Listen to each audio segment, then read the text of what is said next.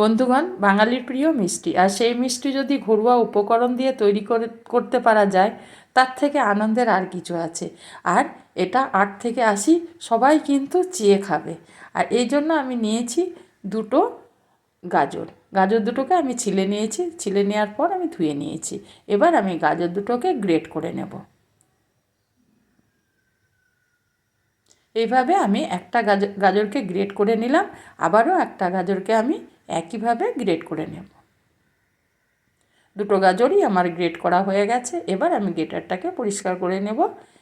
নেওয়ার পর আমি গাজরের গ্রেট করা গাজরটাকে সাইডে রেখে দেব, দিয়ে আমি মূল রান্নায় ফিরে আসব। আর এই জন্য আমি প্রথমেই গ্যাসের মধ্যে একটা প্যান বসিয়ে দিয়েছি, আর প্যানের মধ্যে দিয়ে দেব 1 চামচ ঘি।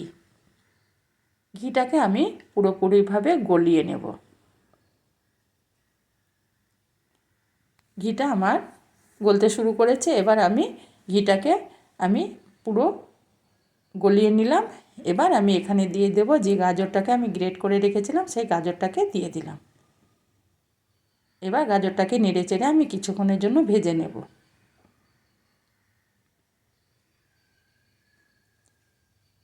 এইভাবে নেড়ে চেড়ে কিছুক্ষণ গাজরটাকে ভেজে নেওয়ার পর আমি এটাকে ঢাকা দিয়ে কিছুক্ষণ ভাজতে দেব।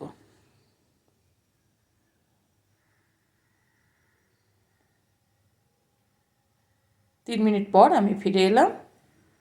দেখুন বন্ধুরা, গাজর থেকে জল ছেড়েছে, আর এই জলের মধ্যে গাজরটা সেদ্ধ হয়ে যাবে।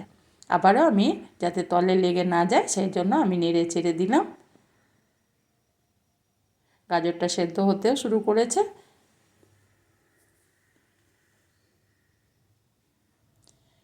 এবার আমি এখানে দিয়ে দেব চিনি। চিনিটা দিয়েছি আমি 1/2 কাপের একটু কম চিনি দিয়ে দিয়েছি। এবার চিনিটা আপনারা আপনাদের পছন্দ মতো কমিয়ে বাড়িয়ে দিয়ে নেবেন। আমি এখানে 1/2 কাপের থেকে একটু কম চিনি দিয়েছি। এবার আমি চিনিটাকে এভাবে নেড়ে চেড়ে গাজরের সঙ্গে মিশিয়ে নেব। চিনিটা মিশিয়ে নেওয়ার পর আবারও আমি একবার ঢাকা দিয়ে রান্না করে নেব। এইভাবে আমি নেড়ে চেড়ে নেব যাতে চিনিটা আমার গলে গেছে, যাতে তলে লেগে না যায়। আর এই যে রসটা আছে, রসটাকে আমি পুরোটাকে মেরে দেব। এবার আমি এখানে দিয়ে দেব 2টো এলাচকে আমি গুঁড়ো করে রেখেছিলাম, সেই এলাচ দুটোকে দিয়ে দিলাম। এবার আমি নেড়ে চেড়ে এলাচের গুঁড়োটাকেও গাজরের সঙ্গে মিশিয়ে নেব। হ্যাঁ বন্ধুরা, এখানে দেখুন রসটা অনেকটাই শুকিয়ে গেছে, আর এখানে রস নেই। আমার গাজরের পুরটা রেডি হয়ে গেল। এবার এটাকে আমি নামিয়ে রেখে দিলাম। আবারও একটা আমি প্যান বসিয়ে দিলাম গ্যাসের মধ্যে। আবারও 1 চামচ আমি দিয়ে দিলাম ঘি। ঘিটা দেওয়ার পর আমি এখানে দিয়ে দেব 1 কাপ সুজি। সুজিটা দেওয়ার পর আমি নেড়ে চেড়ে সুজিটাকে ভেজে নেব। হ্যাঁ, এখানে একদম লাল করে ভাজার প্রয়োজন নেই।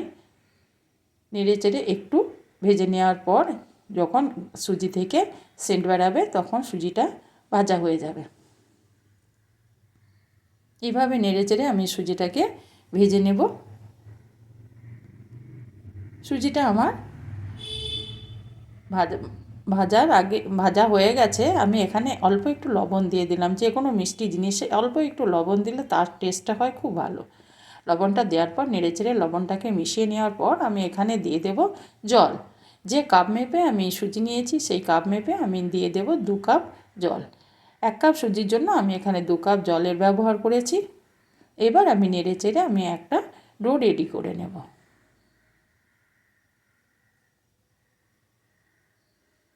ভীষণ মজাদার একটা মিষ্টি রেসিপি, যে খাবে সেই কিন্তু নাম করবে। এইভাবে আমি একটা সফট ডো রেডি করে নেব।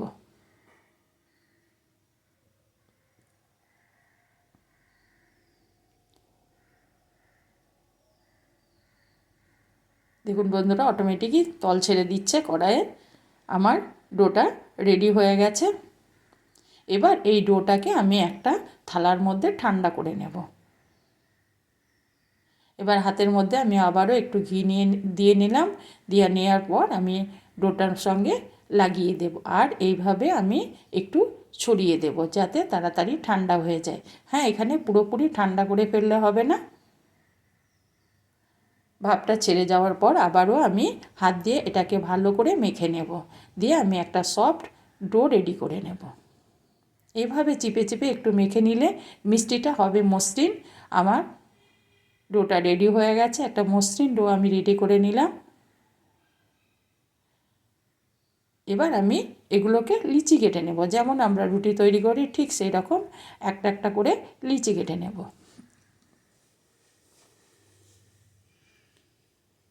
আমি সমস্ত লিচিগুলো কেটে নেওয়ার পর একটা হাতের তালুর মধ্যে এইভাবে গোল করে নিলাম, দিয়ে আমি একটা বাটির শেপ দিয়ে নেব। এভাবে আমি একটা বাটি করে নিলাম। এবার আমি যে গাজরের পুরটাকে রেডি করেছিলাম সেইটা আমি বলের আকার দিয়ে এই বাটির মধ্যে পুরে দিয়ে আমি হাত দিয়ে এইভাবে গোল করে নেব, যেমন এমন একটা বড় রসগোল্লা হয় ঠিক সেই রকম আমি একটা শেপ দিয়ে নেব, বা একটা বলের আকারের মতো একটা মসৃণ একটা বড় বল বা বড় রসগোল্লার মতো আমি একটা শেপ দিয়ে নেব।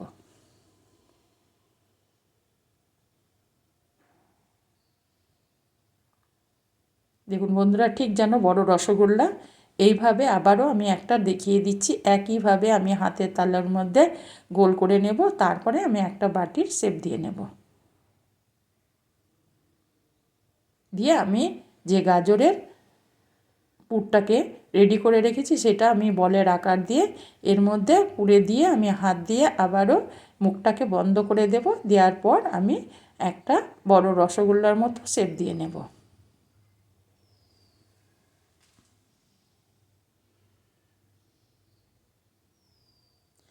এভাবে আমি সমস্ত বাটিগুলোকে রেডি করলাম, দিয়ে একটা একটা করে এই গাজরের পুর পুরে দিয়ে এইভাবে হাত দিয়ে আমি মুখগুলোকে মেরে দেওয়ার পর ঠিক একইভাবে মুখটা বন্ধ করে দিয়ে হাতের মধ্যে আমি এইভাবে গোল করে নেব, ঠিক বড় রসগোল্লার মতো। দেখুন বন্ধুরা, সমস্ত আমার রসগোল্লা রেডি হয়ে গেছে। এটাকে এবার আমি কিছুক্ষণের জন্য সেট হতে দেব। এদিকে আমি একটা খিরসি তৈরি করে নেব। তার জন্য আমি কিছুটা দুধ, আমি এখানে 300 গ্রাম দুধ নিয়ে নিয়েছি। দুধটা জাল দেওয়ার দুধ আছে, আগে আমি জাল দিয়ে রেখেছিলাম বা ঘন করা ছিল।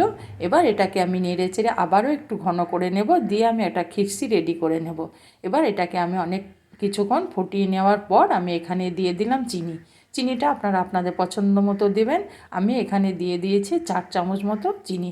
এবার চিনিটাকে আমি এভাবে আবারও দুধের সঙ্গে কিছুক্ষণের জন্য মিশিয়ে নেব।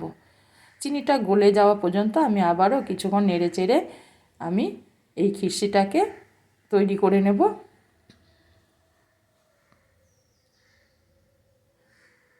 আমার চিনিটা এদিকে গলতে থাক, আমি এখানে দিয়ে দিলাম আমি কিছুটা থেতো করা বা গুঁড়ো করা এলাচ।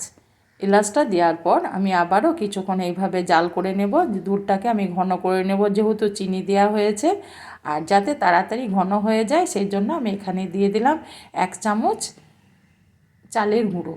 চালের গুঁড়োটা দেওয়ার পর আমি আবারও, আর গ্যাসটাকে আমি যখন চালের গুঁড়োটা দিয়েছি তখন গ্যাসটাকে আমি একদম কমিয়ে দিয়েছি, না হলে দলা পেকে যাবে।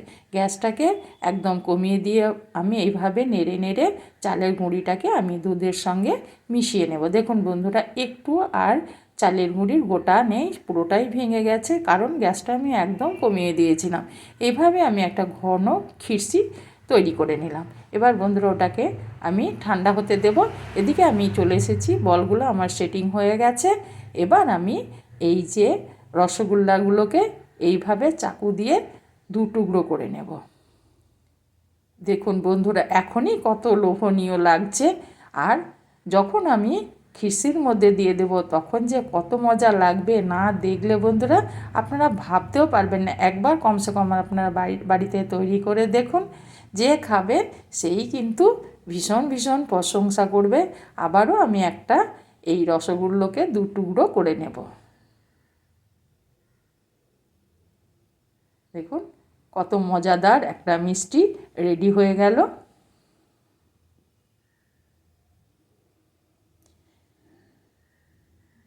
হাত দিয়ে আমি একটু ঠিক করে নেব। এইভাবে আমি সমস্ত রসগোল্লাগুলোকে এক এক করে কেটে নেব। ঠিক যেন মনে হচ্ছে বড় রসগোল্লা। দেখুন বন্ধুরা, আমি হাত দিয়ে সাইজ করে নিলাম। পুরো আমার মিষ্টিগুলো রেডি হয়ে গেছে। এদিকে একটা প্লেটের মধ্যে দিয়ে নিলাম আমি যে খিরসিগুলো তৈরি করলাম, সেই খিরসিটাকে আমি চামচে করে দিয়ে দিলাম। এবার আমি এটাকে খিরসির ওপরে রেখে দেব। আর এটা ভীষণ একটা মজাদার মিষ্টি রেসিপি বন্ধুরা। কমসে কম একবার আপনারা বাড়িতে বানিয়ে দেখুন, সবাই চেয়ে খাবে। এভাবে দেওয়ার পর এর উপরে আমি এবার দিয়ে দেব পুরো মিষ্টিগুলো আমি সাজিয়ে নিলাম খিরসির উপরে। এবার আমি এর উপরেও দিয়ে দেব কিছুটা দুধের এই খিরসিটাকে দিয়ে দেব।